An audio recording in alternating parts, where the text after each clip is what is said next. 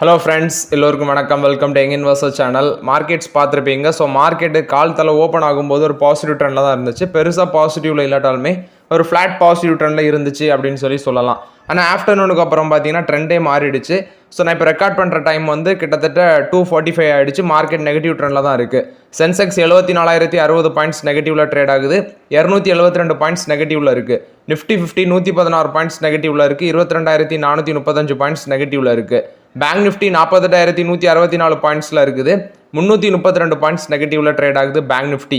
எல்லா பேங்க் ஸ்டாக்ஸுமே கிட்டத்தட்ட பார்த்தீங்கன்னா நெகட்டிவில் தான் இருக்குது.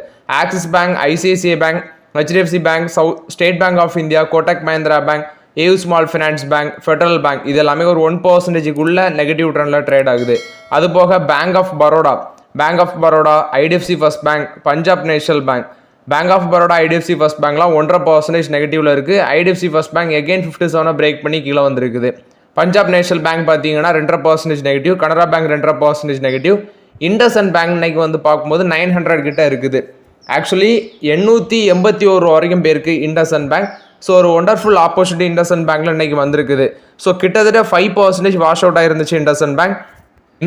5% வாஷ் அவுட். பட் ஆக்சுவலி நம்ம எக்ஸ்பெக்ட் பண்ணதை விட பார்த்தீங்கன்னா ஒரு பெட்டர் ஆப்பர்ச்சுனிட்டி இண்டஸ்இண்ட் பேங்க்ல கிடச்சிருக்கு. 881 பட் இப்போ 900 ட்ரேட் ஆகுது. இதுக்கு ரீசன்லி சொல்லி பார்க்கும்போது சுமந்த் காத்பாலியாவை வந்து பார்த்தீங்கன்னா 1 year எக்ஸ்டெண்ட் பண்ணி அவரை வந்து இந்த இண்டஸ்இண்ட் பேங்கோட சிஓவாக இருக்கட்டும் அப்படின்னு சொல்லி ஆர்பிஐ வந்து அப்ரூவல் கொடுத்துருந்தாங்க. இப்போ அது வந்து பார்த்தீங்கன்னா மார்க்கெட் அக்செப்ட் பண்ணல. ஆல்ரெடி மார்க்கெட் இந்த ஷேர் வந்து இண்டஸ்இண்ட் பேங்க் வந்து கொஞ்சம் ப்ரெஷரில் தான் இருக்கிறாங்க. ஸோ எகெயின் வந்து நீங்கள் மறுபடியும் இவரை வந்து சிஓவாக போடுறீங்க அப்படின்னு சொல்லி அதை ஒரு நெகட்டிவ் அப்டேட்டாக எடுத்து மார்க்கெட் அக்செப்ட் பண்ணாத பேசிஸில் 5% விழுந்திருக்குது. மேபி வந்து பார்த்தீங்கன்னா இது ஒரு ஒண்டர்ஃபுல் ஆப்பர்ச்சுனிட்டி இண்டஸ்இண்ட் பேங்க்ல. அது மட்டும் இல்லாமல் மல்டிபிள் டவுன் கிரேட் நடந்திருக்கு. யூபிஎஸ், அடுத்தது போஃபா செக்யூரிட்டிஸ் இவங்க எல்லாமே 850 ரூபா வரைக்கும் இந்த ஷேர் பிரைஸ் கீழே போகும்னு சொல்கிறாங்க. ஜெஃப்ரிஸ் வந்து பைக்கால் தான் கொடுக்குறாங்க. 1080 ரூபா டார்கெட் ப்ரைஸ் சொல்கிறாங்க. சிட்டி வந்து 1375 ரூபா டார்கெட் ப்ரைஸ் சொல்லி பைக்கால் கொடுக்குறாங்க. 51 அனாலிசிஸில் 30 அனாலிஸ்ட் பைக்கால் கொடுக்குறாங்க, 15 அனாலிஸ்ட் ஹோல் கால் கொடுக்குறாங்க, 6 அனாலிஸ்ட் செல் கால் கொடுக்குறாங்க. பொட்டன்ஷியல் அப்சைட் இந்த ஸ்டாக்குக்கு வந்து 24% மேலே போகிறதுன்னு சொல்லி அப்டேட் கொடுக்குறாங்க. பட் நம்ம வெயிட் பண்ணி தான் பார்க்கணும். ஸோ பட் ஒரு லாங் டைமுக்கு ஒர்த்தான ஸ்டாக்காக நான் இண்டஸ்இண்ட் பேங்க் பார்க்குறேன். அதனால ஸ்லோவாக யூஸ் பண்ணலாங்கிறது என்னோட கருத்து. ஸோ இன்னைக்கு ஒரு ஒண்டர்ஃபுல் ஆப்பர்ச்சுனிட்டி இண்டஸ்இண்ட் பேங்க்ல வந்திருக்கு. நெக்ஸ்ட் பார்த்தீங்கன்னா கல்யாண் ஜுவல்லர்ஸ் இன்னைக்கும் பார்த்தீங்கன்னா 5% மேலே நெகட்டிவ்ல இருக்குது. கிட்டத்தட்ட நான் பார்க்கும்போது 408 ரூபா கிட்ட ட்ரேட் ஆகிக்கிறாங்க. 407 ரூபா வரைக்கும் இன்னைக்கு கல்யாண் ஜுவல்லர்ஸ் போயிருக்குது. கல்யாண் ஜுவல்லர்ஸுக்கு பார்த்தீங்கன்னா ஒரு பாசிட்டிவ் அப்டேட்டும் 2 நாளுக்கு முன்னாடி வந்திருக்குது. இதில் என்ன பாசிட்டிவ் அப்டேட் சொல்லி பார்க்கும்போது சபரிமலா டெம்பிளுக்கு வந்து பார்த்தீங்கன்னா இவங்க கோல்டு காயின் சப்ளை பண்ணுற கான்ட்ராக்ட் வந்து கல்யாண் ஜுவல்லர்ஸுக்கும் கிடச்சிருக்கு. அதே மாதிரி ஜிஆர்டி ஜுவல்லர்ஸ் அவங்களுக்கும் கிடச்சிருக்குது. இந்த கான்ட்ராக்ட் பார்க்கும்போது 22 carat gold lockets 1 to 4 to 8 grams அந்த டைப்பில் வந்து பார்த்தீங்கன்னா கோல்டு காயின் வந்து சப்ளை பண்ணுறது அந்த சபரிமலா டெம்பிளுக்கு வந்து சப்ளை பண்ணுற மாதிரி கான்ட்ராக்ட் வந்து இவங்களுக்கும் கிடச்சிருக்கு. ஜிஆர்டி ஜுவல்லர்ஸ் இவங்களுக்கும் கிடச்சிருக்குது.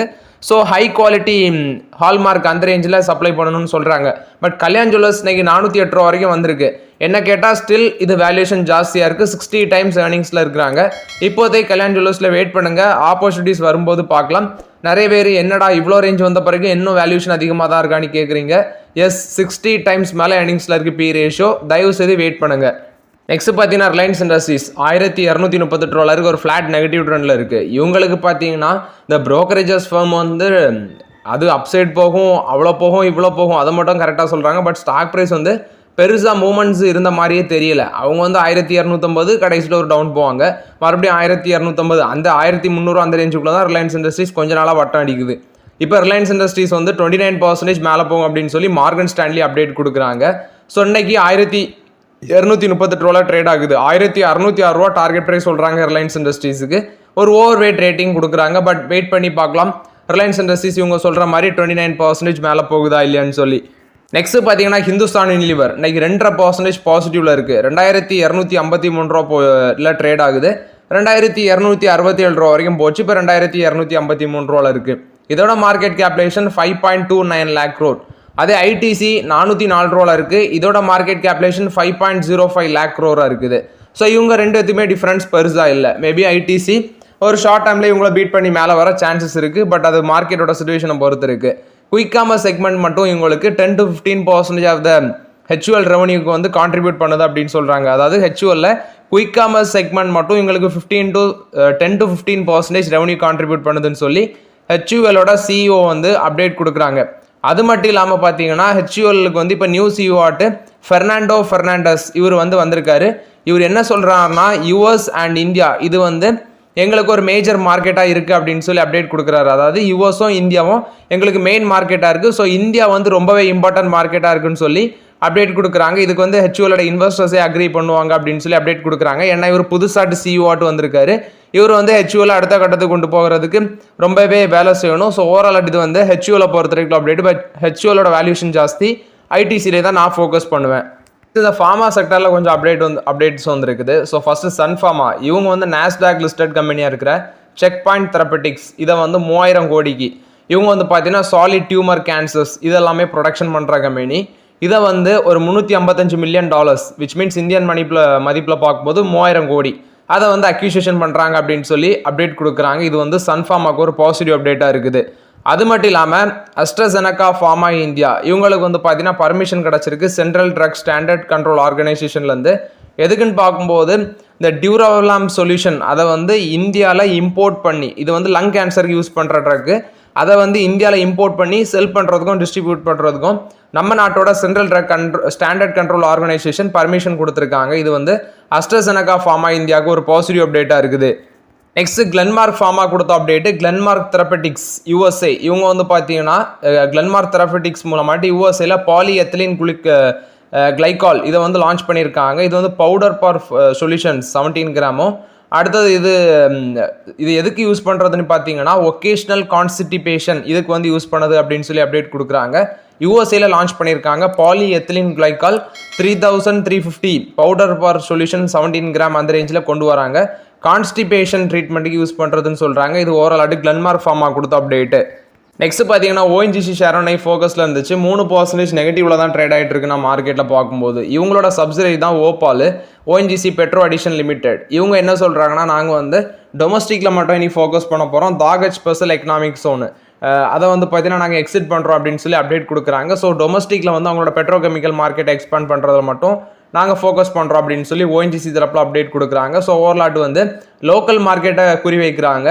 அவங்களோட பெட்ரோகெமிக்கல் ஆமா இருக்கிற தாகச் எஸ்சிஇசெட் அதை வந்து எக்ஸிட் பண்ணுறோன்னு சொல்கிறாங்க. இது ஓஎன்ஜிசி கொடுத்த update.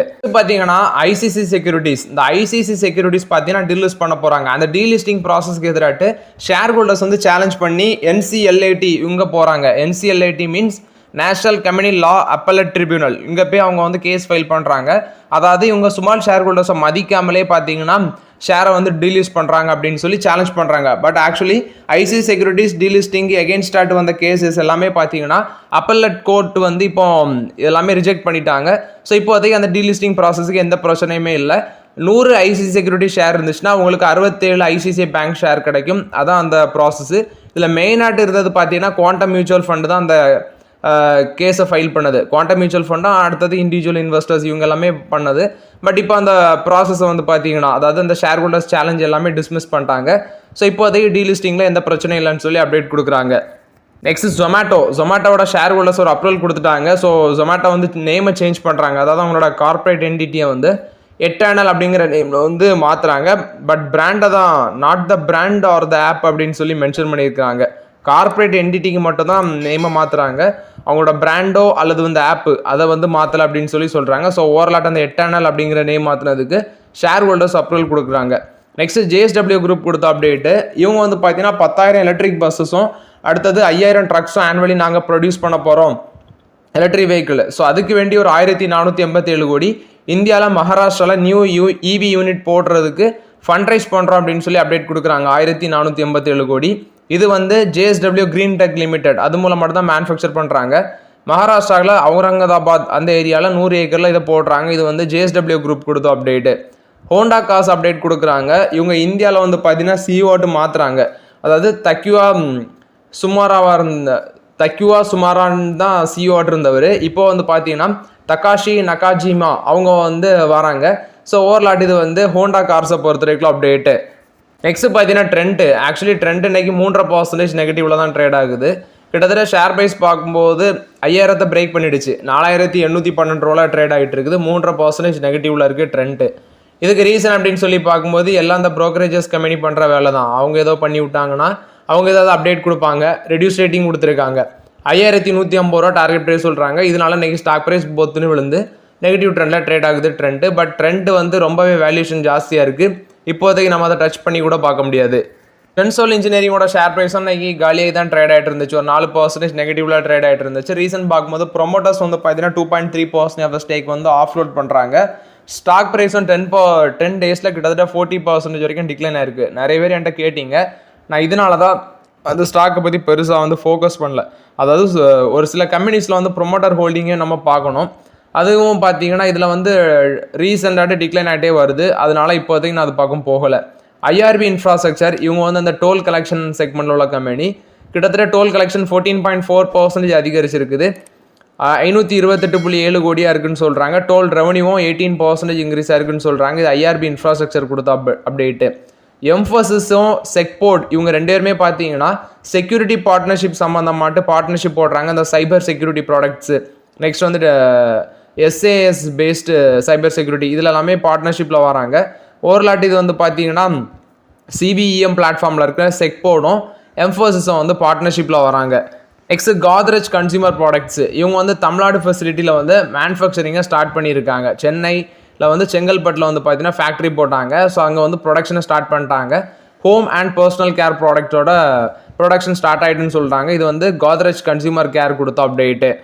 Thangamayil jewellery so actually பார்த்தீங்கன்னா ரைட்ஸ் பேசிஸில் வந்து 1400 ரூபா பெர் ப்ரைஸில் வந்து ரைட்ஸ் இஷ்யூவில் வந்து அவங்க ஃபண்ட் ரைஸ் பண்ணுறாங்க. ஸோ 1400 ரூபா ப்ரைஸ் ஃபிக்ஸ் பண்ணியிருந்தாங்க. 36.42 lakh ஈக்விட்டி ஷேர் வந்து அலாட் பண்ணியிருக்காங்க அப்படின்னு சொல்லி அப்டேட் கொடுத்துருக்காங்க. அதுக்கு அந்த போர்டும் வந்து அலாட்மெண்ட்டுக்கு அப்ரூவல் கொடுத்துருக்காங்க. இது தங்கமயில் வந்து அப்டேட்டு. இன்றைக்கி ஸ்டாக் ப்ரைஸ் நான் பார்க்கும்போது 1680 ரூபா சம்திங்கில் ஒரு 2.5% நெகட்டிவில் ட்ரேட் ஆகிட்டு இருந்துச்சு. இது தங்கமயில பொறுத்த வரைக்கும் அப்டேட்டு. நெக்ஸ்ட் பார்த்தீங்கன்னா ஸ்டீல் ஸ்டாக்ஸ் எல்லாமே ரீசெண்டாக மேலே போயிட்டு இருக்குது. அதில் ஒன்று சைனா என்ன அனௌன்ஸ் பண்ணியிருக்காங்கன்னா ஸ்டீல் இண்டஸ்ட்ரி நாங்கள் ரீஸ்ட்ரக்சர் பண்ண போகிறோம், டோட்டல் அவுட்புட்டை கட் பண்ண போகிறோம் அப்படின்னு சொல்லி அப்டேட்டு. நெக்ஸ்ட்டு நம்ம இந்தியன் மார்க்கெட்டில் வந்து பார்த்தீங்கன்னா ஆன்டி டம்பிங் டியூட்டி போட போகிறாங்க. ஏன்னா சைனாவோட ஸ்டீலை வந்து குறைக்கிறதுக்கு வேண்டி டொமஸ்டிக் ஸ்டீலுக்கு ஒரு பாசிட்டிவ் அப்டேட். இதனால் வந்து மேலே போகுது. அதுவும் இல்லாமல் நிஃப்டி மெட்டல் இண்டெக்ஸ் 9000 அப்படிங்கிற லெவலில் வந்து டச் பண்ணியிருக்கு. 5th செஷன் கண்டினியூஸாக மேலே போகுது. இதில் ஜெஃப்ரீஸ் வந்து டார்கெட் ப்ரைஸ் சொல்கிறாங்க. டாடா ஸ்டீல் 180 ரூபா டார்கெட் ப்ரைஸ் சொல்கிறாங்க. முன்னாடி 165 இருந்தது, இப்போ 180 ரூபாய்ட்டு இன்க்ரீஸ் பண்ணிட்டாங்க.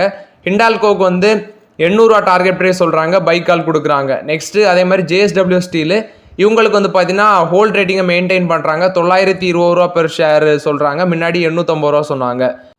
இது போக Adani enterprises, Jindal steel, Welspun corporation, NMDC இந்த ஸ்டாக்ஸும் பார்த்தீங்கன்னா பாசிட்டிவ் ட்ரெண்டில் தான் இருந்துச்சு. ரீசன் ஒன்று தான், சைனா வந்து ரீஸ்ட்ரக்சர் பண்ண போகிறாங்க. அதுக்கு வேண்டி டோட்டல் அவுட்புட் காஸ்ட்டை கட் பண்ணுறாங்க. நெக்ஸ்ட் என்ன பண்ணுறாங்க, இந்தியன் கவர்மெண்ட் என்ன முடிவு எடுக்கிறாங்கன்னா ஆன்டி டம்பிங் டியூட்டி போடும். அப்போ தான் நம்ம டொமஸ்டிக் ஸ்டீல் கம்பெனிஸை காப்பாற்ற முடியும். இந்த அப்டேட்ஸ்னால வந்து பார்த்தீங்கன்னா நம்மளோட ஸ்டீல் கம்பெனிஸ் எல்லாமே ஒரு நல்ல பாசிட்டிவ் ட்ரெண்டில் இருக்குது. நெக்ஸ்ட் கோஃபோர்ஜ் கொடுத்த அப்டேட்டு. கோஃபோர்ஜ் வந்து சர்வீஸ் நவ் அவங்களுக்கு கூட பார்ட்னர்ஷிப்பில் வராங்க. நொய்டாவில் ஜென் ஏஐசிஓஇ இதை வந்து லான்ச் பண்ணுறதுக்கு தான் அந்த பார்ட்னர்ஷிப் அப்படின்னு சொல்கிறாங்க. இது வந்து கோஃபோர்ஜ் கொடுத்த அப்டேட்டு. ஜிரோதா ஃபண்ட் ஹவுஸ் பார்த்தீங்கன்னா சில்வர் ETF வந்து லான்ச் பண்ணுறாங்க. அந்த அப்ளிகேஷன் 1000 ரூபாலேருந்தே ஸ்டார்ட் ஆகும்னு சொல்கிறாங்க. இப்போ வந்து சில்வர் கிட்டத்தட்ட பார்த்தீங்கன்னா 1 லட்ச ரூபாய்க்கு மேலே சேல் ஆகுது. 1 கிலோ சில்வர் வந்து கிட்டத்தட்ட 1 லட்ச ரூபா கிட்ட இருக்கும்னு நினைக்கிறேன். ஸோ ஜீரோதா சில்வர் ETF அப்படிங்கிற நேமில் வந்து 1000 ரூபா மினிமம் இன்வெஸ்ட்மெண்ட் அமௌண்ட்டில் கொண்டு வராங்க. மார்ச் 18 பார்த்தீங்கன்னா இதோட சப்ஸ்கிரிப்ஷன் ஓப்பன் ஆகுது. ஓவர்லாட் இது வந்து ஜிரோதா ஃபண்ட் ஹவுஸ் கொடுத்த அப்டேட்டு. நெக்ஸ்ட் பார்த்தீங்கன்னா இந்தியா வந்து ஒரு ஆன்டி டம்பிங் டியூட்டி போடுறாங்க. கிட்டத்தட்ட $986 பெர் டன் ஃபார் 5 years. இது எதுக்குன்னு பார்க்கும்போது இது ஒரு கெமிக்கல் சைனா ஜப்பான்லேருந்து இம்போர்ட் ஆகுது. இது வந்து பார்த்தீங்கன்னா வாட்டர் ட்ரீட்மெண்ட்டுக்கு யூஸ் பண்ணுற கெமிக்கல். இது வந்து டொமஸ்டிக் இண்டஸ்ட்ரி அஃபெக்ட் பண்ணுறதுனால இவங்களுக்கு ஆன்டி டம்பிங் டியூட்டி போட்டிருக்காங்க. ஸோ ஓவர்லாட் இது பார்க்கும்போது ஒரு கெமிக்கல், அந்த கெமிக்கல் வந்து வாட்டர் ட்ரீட்மெண்ட்டுக்கு யூஸ் பண்ணுறது.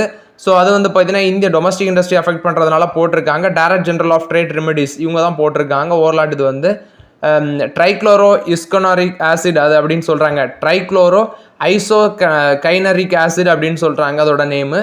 ஸோ ஓவர்லாட் இதுக்கு தான் ஆன்டி டம்பிங் டியூட்டி போட்டிருக்காங்க. ஸோ ஓகே ஃப்ரெண்ட்ஸ், ஆக்சுவலி இந்த வீடியோவில் சில இம்பார்ட்டன்ட் அப்டேட்ஸ் எல்லாமே டிஸ்கஸ் பண்ணோம். அந்த வீடியோ உங்களுக்கு பயனுள்ளதாக இருந்துச்சுன்னா லைக் பண்ணுங்கள், சப்ஸ்கிரைப் பண்ணுங்கள், கமெண்ட் பண்ணுங்கள். Okay friends, thank you.